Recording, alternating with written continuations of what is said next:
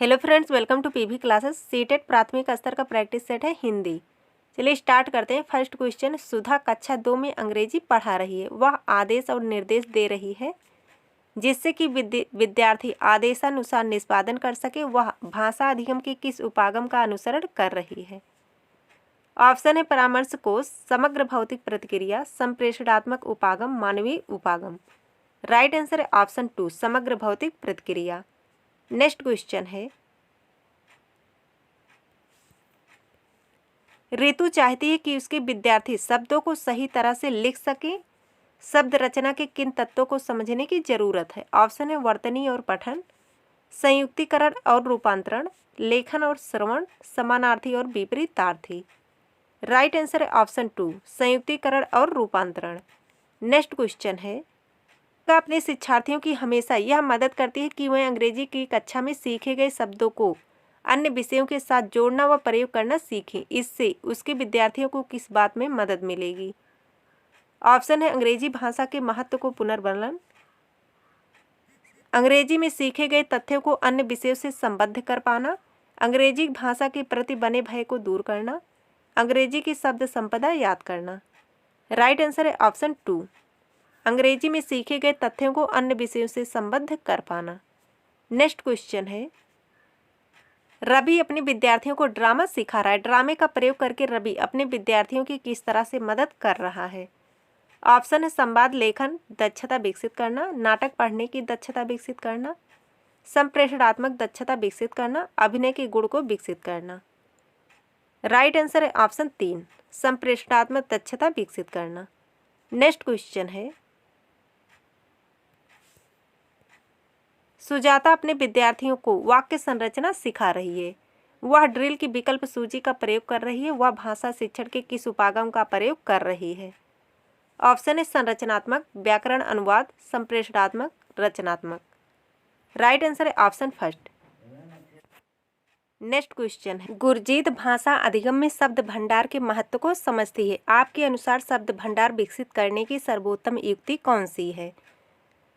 Option है विद्यार्थियों को पाठ में आए कठिन शब्दों को रेखांकित करने और उनसे वाक्य बनाने के लिए कहा जाए, विद्यार्थियों को दिए गए संदर्भ के आधार पर शब्दों के अर्थ का अनुमान लगाने के लिए कहा जाए, विद्यार्थियों को शब्दों की सूची बनाने और उनका अर्थ याद करने के लिए कहा जाए, विद्यार्थियों को कहा जाए कि जब भी किसी कठिन शब्द से सामना हो तो शब्दकोश की मदद लें। राइट आंसर है ऑप्शन 2। नेक्स्ट क्वेश्चन है, चौमस्की द्वारा प्रतिपादित भाषा अर्जन उपकरण का क्या प्रकार है? ऑप्शन है अभिभावकों की प्रति समझ बनाना, सार्वभौमिक व्याकरण को समझना, किसी एक भाषा को समझना, इस बात के प्रति समझ बनाना कि भाषा सीखना आसान है। राइट आंसर है ऑप्शन 2, सार्वभौमिक व्याकरण को समझना।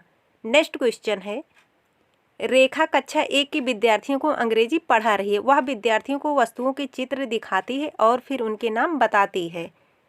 रेखा क्या करने का प्रयास कर रही है? ऑप्शन है अपनी कक्षा को रुचिकर बना रही है, अपने चित्रकारी के कौशल का प्रदर्शन कर रही है, विद्यार्थियों को नए शब्द सीखने में मदद कर रही है, अपने विद्यार्थियों को पढ़ने में मदद कर रही है। राइट आंसर है ऑप्शन 3। नेक्स्ट क्वेश्चन है, भाषा अधिगम के संदर्भ में भाषा अर्जन उपकरण की अवधारणा किसके द्वारा प्रतिपादित की गई? ऑप्शन है पियाजे, वाटसन, स्किनर, चौमस्की। राइट आंसर है ऑप्शन 4, चौमस्की।